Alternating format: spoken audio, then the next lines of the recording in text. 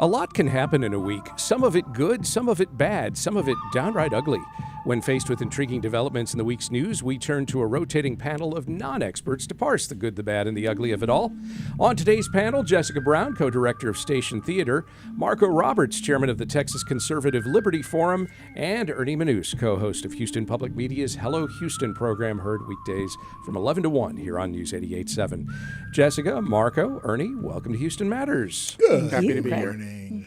Panel, retired Houston Police Department sketch artist Lois Gibson this week released a sketch based on the missing persons case of Nancy Guthrie, the mother of Today Show host Savannah Guthrie.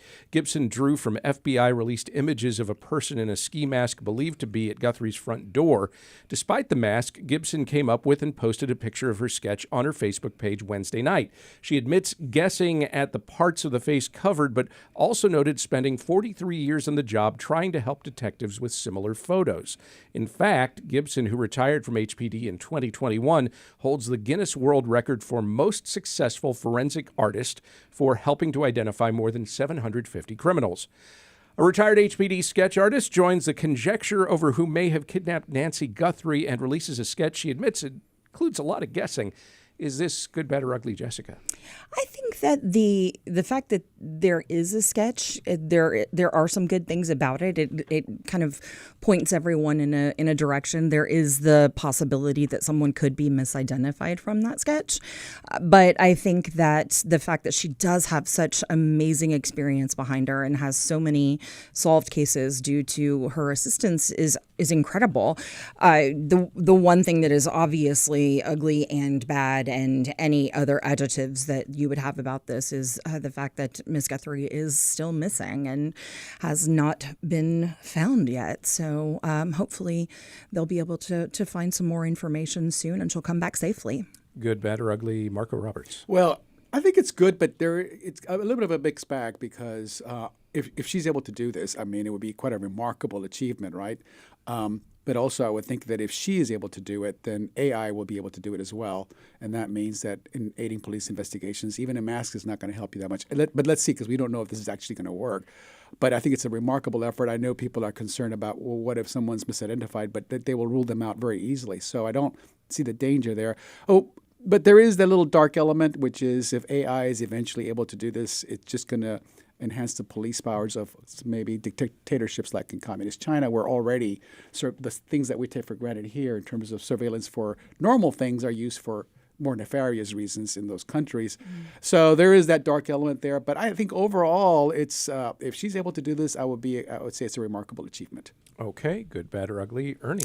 I think I'm falling in the bad camp here. Oh. I'm not going to go so far as ugly, but I think it's bad because I think it puts clutter out into the whatever we want to call it, the crime sphere of all of this, and can mess up what we're looking for. I think even if it has some similarities, once you put an image out there, people's minds automatically focus on that image. And now we have an idea of what we think this person could look like, and this person may look nothing like it. I was just looking at the sketch. Yes, she may have background in it, but so much is obscured, and so much is out of focus, so much isn't clear in the image. And she even says as much. Right. But that picture is out there, and that picture gives a very realistic look at what somebody would look like. And there's probably someone that looks very much like that picture. That has nothing to do with it. Yes, they'd be ruled out quickly, but when time is of the essence, don't clutter the sphere with that. It would be better for me if the parts that are visible, the eyes, the bit of the mouth, is all you see in her sketch and the rest was left empty.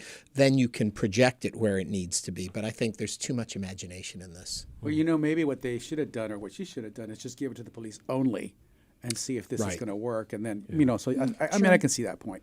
Yeah. We do have a tendency to push a lot of stuff out there onto the old interwebs without giving a whole lot of thought to it. And even people who have a background in a thing, sometimes you're like, right. Now, I don't want to say anything against her skill and ability at what she does and all the success she's had in doing this. This just seems from so much that's covered in such low-res quality images, how she can come up with this image worries me. Well, and also, you mentioned putting it out on the internet. Even if the person is proven that they didn't do anything wrong, if they were misidentified, you still have people online who will start harassing that person. So Panel, on Monday, the newly reconfigured Cy-Fair ISD Board of Trustees voted to restore several chapters in textbooks that were deemed controversial by the previous board and removed.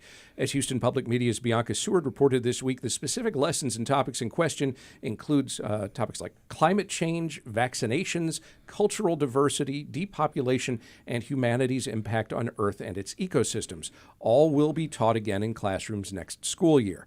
Cy-Fair ISD is the third largest public school district in Texas. Its 2024 decision to remove those lessons was pushed by a 6-1 conservative majority on its board, but 3 of those conservative incumbents were ousted in November. The reversal vote Monday was by a 4-3 margin. Lessons on climate change, vaccinations, cultural diversity, and more will be back in Cy-Fair ISD classrooms next year. Is this good, bad, or ugly? Marco? Well, I think it's ugly, but maybe not for the reasons people may conclude from the story. There are a couple elements about the story that I think are a little off. For one thing, the idea that 3 conservatives were ousted isn't actually correct because one of them actually didn't run again. And he stepped down apparently because he felt that the pressure and the harassing messages that he and his family were getting over the last year were just not worth staying in office. So he actually didn't run for re-election. This was all new challengers. And then the remarkable thing that happened that was really strange was that the other conservative actually ran against the third one. So she stepped down from the incumbent position that she actually held and did not run for re-election for that, but in fact challenged the remaining conservative who was running for his seat. So really there was only one conservative who was running, and he was having to fight off a fellow conservative who apparently must be really angry because this is a very strange thing to do, right, to take on a fellow conservative. And so, of course, that split that vote. So you ended up with 3 losses across the board. But it also points out to another issue. There was a comment about what was in those things. And I think it always matters, well, what's the detail? When people always tell you, oh, look what they said, look what they did. Okay, well, can you give me the concrete facts? Like, I just need to know, because people can always exaggerate, right? Especially in this politicized atmosphere. I could not get what was in those chapters. I looked and tried, asked, nobody could tell me. And in the story, it says that they reviewed it, but actually when you hear the answers from the 3 liberals that voted to bring it back, they kind of concede that they didn't actually read it. It doesn't come across that they actually read it. So no one seems to know what's in this. I don't know what to make of it, but what it does look like is there's a lot of ugly drama. There was a lot of chaos in that district. And so I do think the lesson to everybody is, whatever is going on the ideological side, you need to make sure you run your house in order. Keep it running smooth. Don't surprise the parents. And the other fault I do find with the conservatives that did do this is, if there's one fault, it would be you didn't explain the process. I think if you are just upfront with people and say this is the decision-making process and this is how we're going to decide it, then people can understand better what the outcome is. And I don't think that happened here. So I don't know what the context of the chapters were, but the process could have been better. Drama and chaos and a school board? I know. Stunning. Yeah. Good, bad, or ugly, Ernie? It's funny. I think we agree a lot, and yet I come in on it's good. And I think we're going to have the same justification there. But also I want to stress, you did say we are non-experts, correct, at the beginning of this? Yes. I want to make sure everyone's well aware of that before I speak again. My thought is it's democracy as democracy should be. It's a community reacting to a situation and voting what they want to change what they want to change, and that's what it should be all about. If you're in an organization, you don't like the way it's going, and it's a democracy, you have the right to make these changes. And we saw a community change something to what they felt wasn't serving them. And that's what it's supposed to all be about on every level of this democracy. If you feel you're not being represented for the ideals you believe in, then vote them out and vote in people who support your ideals. That's how it should work. So regardless of the minutia and the details within what happened here, on the bigger picture, it's good because democracy had a good day. A community voted for something. And if the community now doesn't like this move, they'll vote again, let's hope, and put it back to what they do want. So that's good. As former President Obama once said, don't boo, vote. Good, bad, or ugly? Jessica? I think that I'm going to go along with Ernie with good for many of the same reasons, but also just getting more education, and having a well-rounded education is always a really good thing. These are topics that people should at least be aware of, and if you start in the high school age, then people can start researching on their own and dig into it as they're developing their own lives, their own personalities, their own ideals. And so I think that was one of the things that I was really excited about with this, is that you're kind of seeing that put back into play. The other thing that I thought was really interesting, and this was, I believe, in the article, and I hope I'm not misquoting it, again, non-expert, is that parents as individuals can opt out of specific topics. I think that it said that doesn't mean they're not necessarily, that they wouldn't be held responsible for test questions and things like that. But if they want to specifically say, hey, I don't want my child studying this, then the teachers will abide by that. And I hope that I read that correctly. Well, I just want to make it clear, though. I mean, I do agree with you guys. It's a good thing. The voting process, that's always what's supposed to happen. Don't get mad, vote. I agree with that 100%. But I do think it matters whether the text and questions were proselytizing or explaining. And that's I know we talked about that before in this program. And I think that sometimes we have people who are willing to make the distinction between the two sides. And so that's why I think it matters what was in those chapters, right? Was it proselytizing? In which case, then I would agree. But if I agree with you 100%, if we're just talking about these issues, then no. So, but unfortunately, we don't know. I agree. Sure. And of course, always the hard part is one person's explanation is another person's proselytization. So what do you do there? Finally, panel, today is Friday the 13th, the first of 3 Friday the 13th this calendar year. It's the first time in 11 years that we'll get 3 of them, the most we can have on the old Gregorian calendar in any 12-month period. And in a mathematical quirk, we won't have this many for another 11 years. This year's Fridays the 13th occur today, in March, and again in September.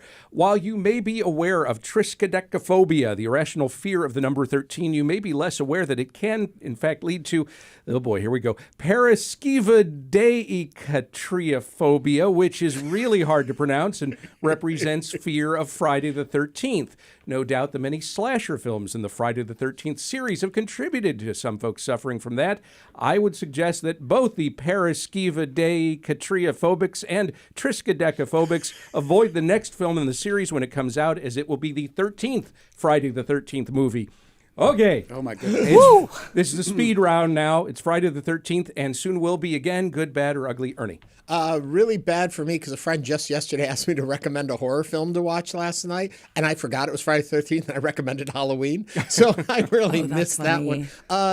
Crystal Lake. It's the new series about Friday the 13th, coming out very soon. They have been working on it for a while. It is the prequel story to what happened there at Lake Camp Crystal Lake. Interesting. Good, bad, or ugly, Jessica? I'm just worried that you may be triggering the hippopotamonstrosesquipedaliophobia, which is the fear of long words, in some of your listeners. So well done. I had to write that down phonetically. Otherwise, I would not have gotten that word at all. But also, I'm very glad that you don't just have Friday the 13th, in images. So good up there, so that you're not triggering the triskaidekaphobia. Good, bad, or ugly, Marco? Well, I can't even, I'm not even going to match that, but I'm going to say that want the phonetics, I think it's good, because I'm glad somebody's keeping track of the calendar, because I certainly am not. So, so glad that somebody's paying attention. We don't have any triskaidekaphobics No. Nobody has any issues with the number 13? No, number 13 is actually my favorite number, and that was long before it was Taylor Swift's. Does it? I have more of a fear of Taylor Swift. Does it Legit. annoy you that there are no 13th floors in lots of buildings? No, I actually think that's really cool.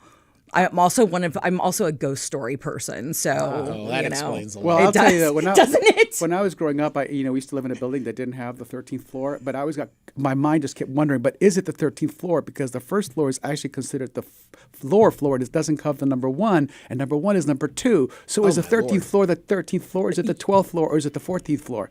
I just never could understand. Elevators should not require math. Okay. Jessica Brown is co-director of Station Theater. Marco Roberts is chairman of the Texas Conservative Liberty Forum. Ernie Manous is co-host of Hello Houston, heard weekdays from 11 to 1 on News 88.7. Thank you all very much. Thank you. Thank you. Thank you.